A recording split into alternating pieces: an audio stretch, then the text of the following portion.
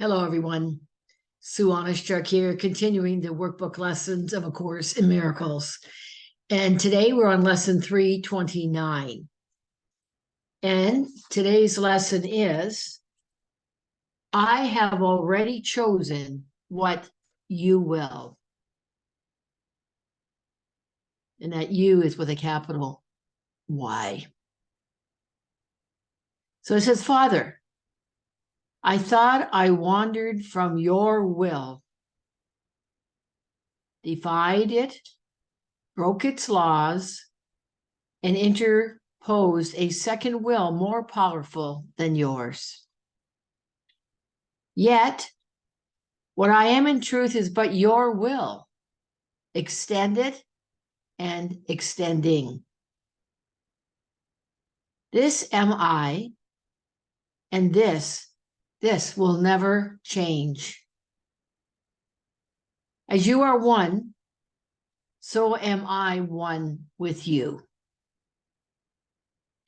And this I choose in my creation, where my will became forever one with yours.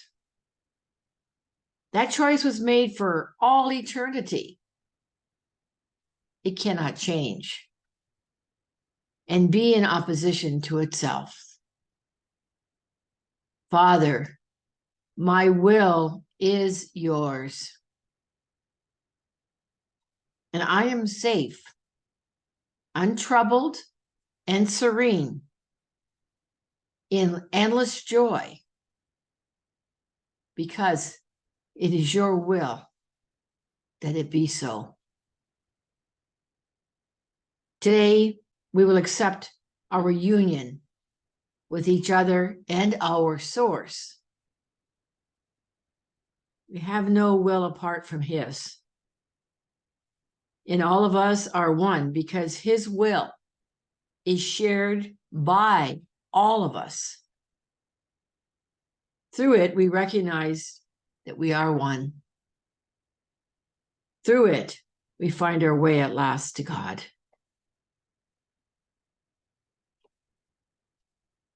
When I read these lines, I just felt it go right through me when it said, Father, my will is yours, and I am safe, untroubled, and serene in endless joy, because it is your will that it be so.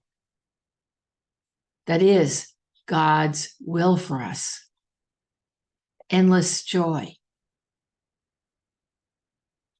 With God, all things are possible.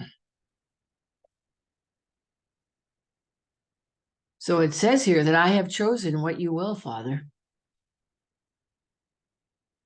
You know, really, we choose. I believe at a heart level, you know, that we're choosing, or our heart's desire is peace, love, joy, and happiness. Because that's God's will. That is what is within each one of us.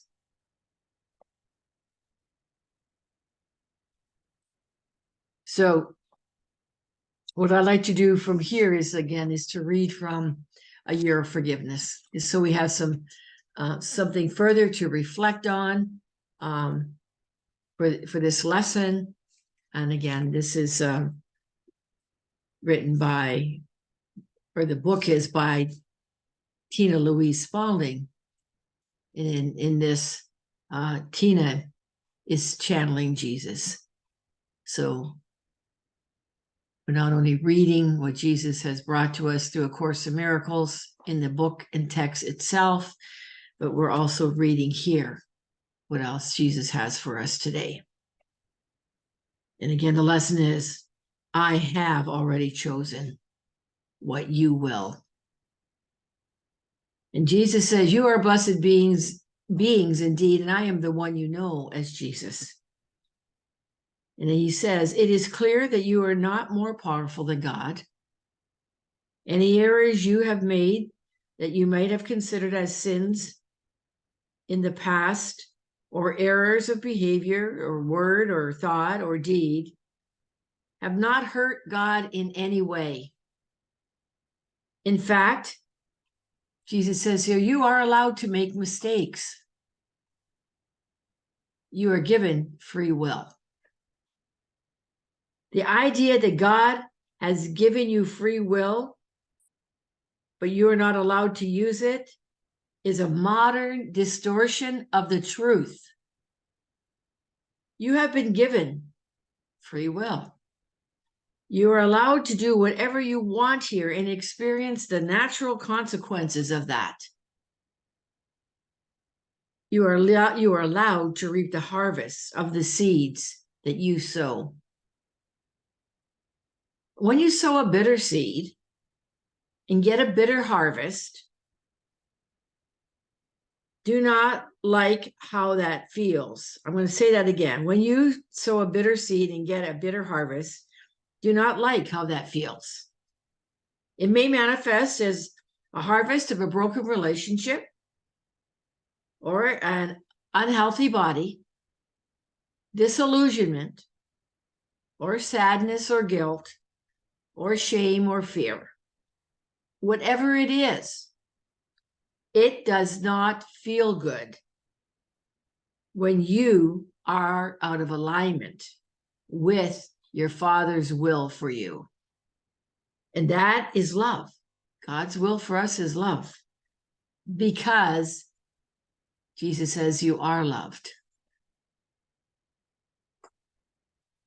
Jesus says, see past all your errors and sins as just errors that need to be corrected. You can see your errors often as negative patterns repeating themselves throughout your earlier years. And as you get older, often you see you are the common denominator in all those varying manifestations of fear, shame, guilt, and anger that you have repeated. See this as a good thing, Jesus says, to recognize, I'm the common denominator in all these unpleasant situations. Even if I trade my partner in or I move to another place, the pattern keeps repeating because I am the pattern creator. Witness that and then decide, this is something in me that is an abbreviation of some kind. I didn't say that correctly.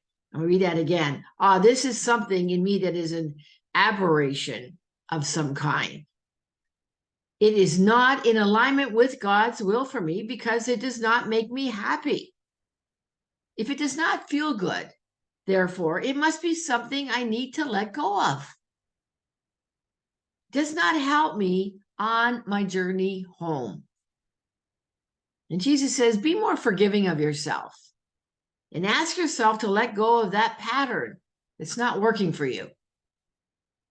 And Jesus says, only you can do that.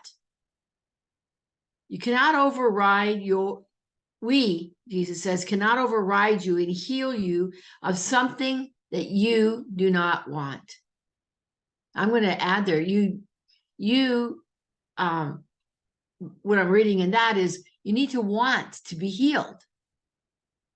Maybe that's a question to ask. Do you want to be healed? Jesus says you must choose again, choose differently, and witness where you contribute to your suffering. Only through your free will, transforming, changing, and aligning with guidance, will you have a new experience. Jesus says, I am the one you know as Jesus, and I will be with you again. We are the one. We have choice. We have choice to suffer or not. And we are given the Holy Spirit at any time that we feel out of alignment. Anytime that, we need to realign. We need only to turn whatever it is over to the Holy Spirit. Nothing more to do. By turning it over and letting it go, we're forgiving ourselves. In forgiveness, we let go. It's, I once heard this a long while ago. I was actually at a wedding, and the minister said to the couple as he was speaking with them that forgiveness, is the importance of forgiveness. And I like this line. What he says, forgiveness is forgiving life.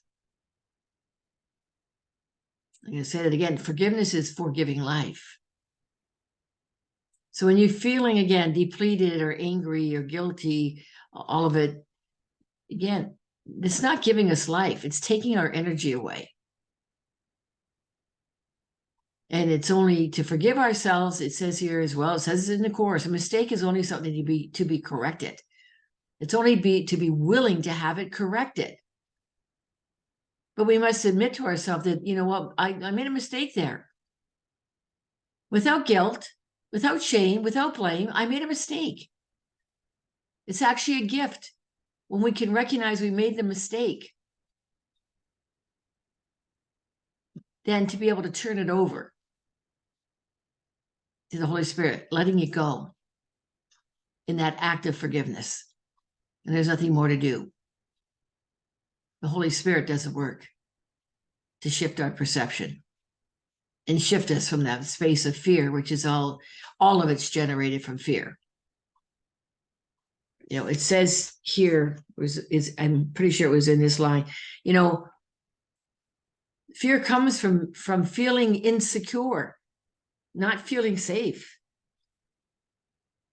And what does it say here? Father, my will is yours, and I am safe, untroubled and serene in endless joy, because it is your will, Father, that it be so. And I'm going to add, we only need to believe that. All right. That's our lesson for today, lesson 329. And as always, I thank you from the bottom of my heart for being here, for viewing these videos. As always, I hope they do make a difference for you as you continue your practice of A Course in Miracles in your day-to-day life. Actually, the best that we could do would be moment by moment. And that would be the very best, but we're not always there moment by moment. So we're here together to remember, because we often forget. This is a remembering and a forgetting. So I'm going to leave it at that for now. Please go below and comment. I would appreciate your comments. Please push the like button, click on the like button. Also, if you haven't already, please subscribe. All right. Until the next video, or I should say in the next video, we will be at lesson 330. Hard to believe that we've come this far already. All right. Until then, from my heart to yours, I extend much love to you. Bye for now.